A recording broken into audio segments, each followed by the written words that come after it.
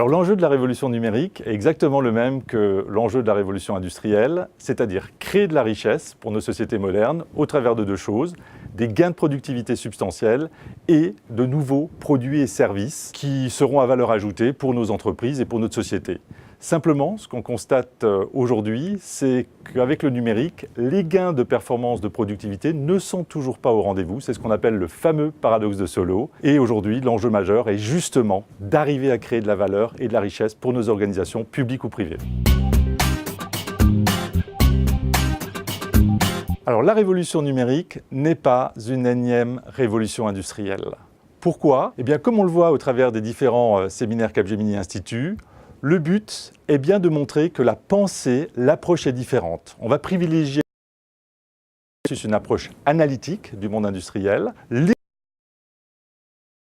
organisations plates, agiles, versus les organisations hiérarchiques. Le focus qui était sur la matière première notamment, là ce sera la donnée, et enfin les outils.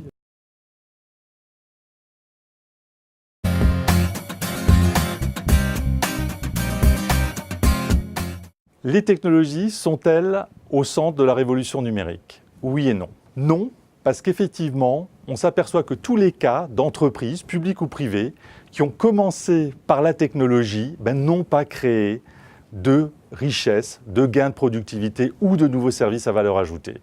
En fait, la révolution numérique et des services, l'enjeu, c'est d'abord de repenser nos business models, de repenser aujourd'hui la place de l'homme, de l'organisation, des solutions. C'est ça qui va véritablement créer la valeur ajoutée.